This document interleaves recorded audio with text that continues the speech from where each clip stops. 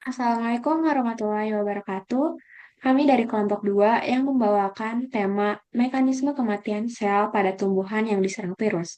Kelompok kami terdiri dari Angelic dengan NIM 026, Jovanka dengan NIM 054, Syifa Nur Aini dengan NIM 058, Rizka Nurnailah dengan NIM 060, dan Raisa Talita dengan NIM 062. Oke, jadi di bagian pendahuluan ini intinya kita bahas kenapa infeksi virus itu pada tumbuhan jadi masalah yang cukup serius dan bagaimana tumbuhan meresponnya. Nah, virus itu sendiri sebenarnya bukan organisme yang bisa hidup mandiri. Dia sangat bergantung pada sel inang, termasuk energi dan sistem metabolisme sel untuk bisa bereplikasi. Akibatnya, ketika tanaman terinfeksi, seperti pada gambar yang di samping, contohnya oleh paper yellow leaf curl virus, fungsi fisiologis tanamannya jadi terganggu, aliran nutrisinya terhambat, dan dampaknya bisa signifikan sampai menurunkan hasil produksi. Nah, menariknya, tumbuhan itu bukan makhluk yang pasif. Sel tumbuhan punya mekanisme pertahanan aktif dengan cara mengorbankan sel-sel tertentu yang terinfeksi supaya virusnya tidak menyebar lebih jauh. Nah, mekanisme ini dikenal sebagai program cell death atau PCD, yaitu kematian sel yang sudah diatur secara genetik. Dalam proses ini, kloroplas berperan penting sebagai pengirim sinyal melalui pembentukan ROS yang kemudian memicu keputusan sel untuk mati. Nah, tujuan akhirnya bukan merusak tanaman, tapi justru melokalisasi area infeksi dan melindungi jaringan sehat agar keseluruhan tanamannya tetap bisa bertahan hidup. Pada slide ini, saya akan menjelaskan mekanisme pengenalan virus oleh sel tumbuhan. Virus tumbuhan merupakan patogen obligat, artinya virus hanya dapat bereplikasi di dalam sel.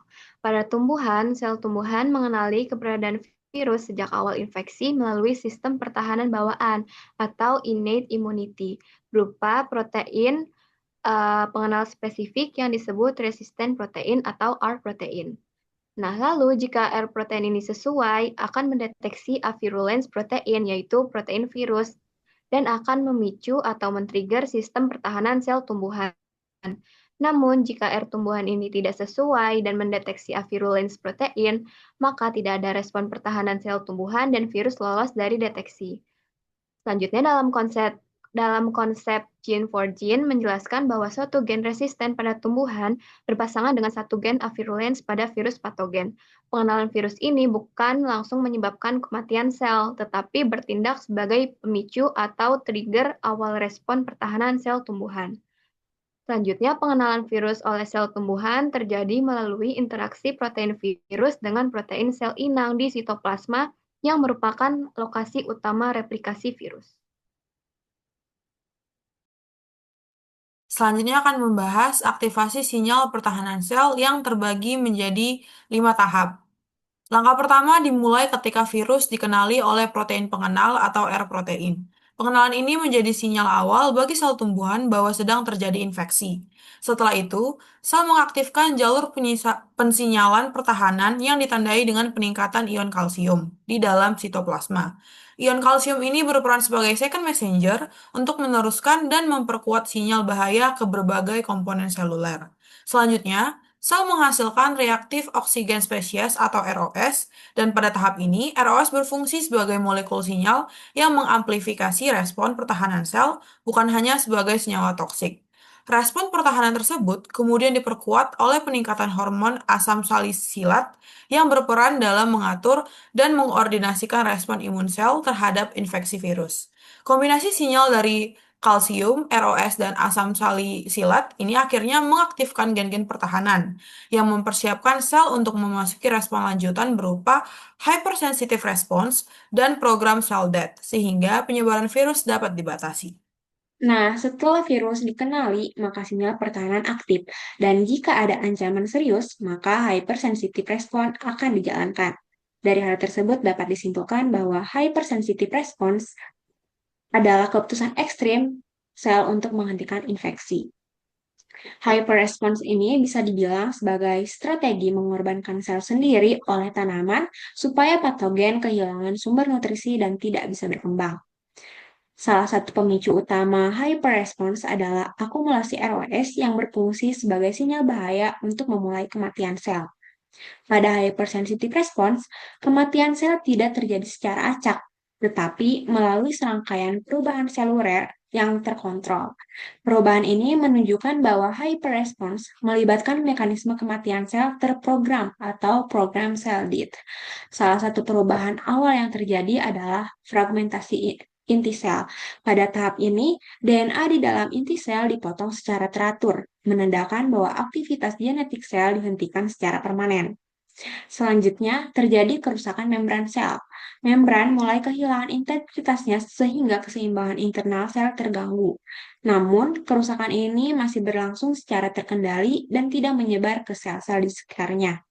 Perubahan berikutnya adalah penyusutan sel, di mana volume sel mengecil dan sitoplasma menjadi lebih padat. Penyusutan ini merupakan ciri khas kematian sel terprogram dan berbeda dari kematian sel akibat kerusakan fisik. Akhirnya, metabolisme sel berhenti sepenuhnya, sel tidak lagi menghasilkan energi atau melakukan aktivitas metabolik. Lalu, berdasarkan perubahan seluler yang terjadi, hypersensitive response memiliki dua sifat utama, yaitu cepat dan terlokalisasi. Sangat cepat setelah sel tumbuhan mengenali adanya infeksi virus, kecepatan ini penting agar virus tidak sempat memperbanyak diri dan menyebar ke jaringan lain. Selain itu, sifat terlokalisasi artinya kematian sel hanya terjadi di area sekitar sel yang terinfeksi.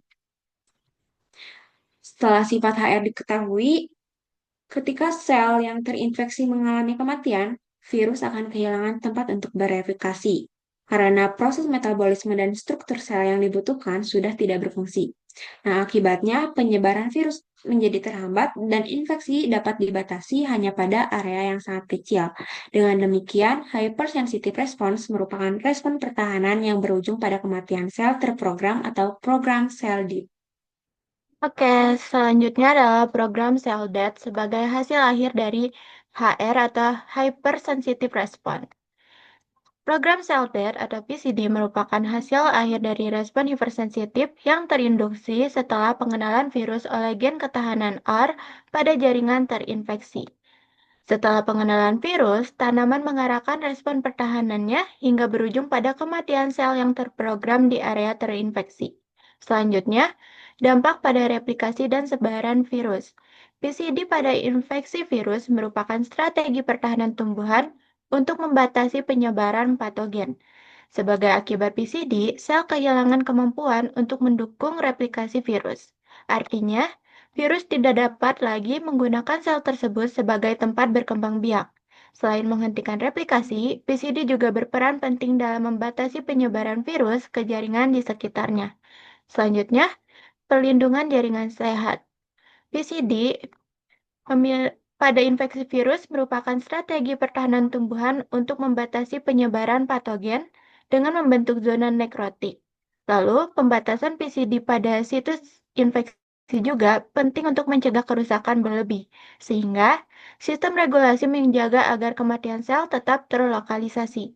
Jika kematian sel terjadi secara berlebihan atau meluas, hal ini justru dapat merugikan tanaman. Jadi, dapat disimpulkan bahwa program cell death merupakan hasil akhir dari HR yang berperan penting dalam menghentikan replikasi virus, membatasi penyebarannya, dan melindungi jaringan sehat tanaman. Nah, itu dia mekanisme kematian sel pada tumbuhan yang diserang virus, dan di sini tertera referensi yang kami gunakan dalam penyusunannya. Lalu, pada slide ini terdapat paparan mengenai apa-apa saja yang telah kami lakukan dan peran setiap anggota untuk menyelesaikan tugas besar ini, terutama dalam penyusunan PPT-nya. Sekian dari kami. Wassalamualaikum warahmatullahi wabarakatuh.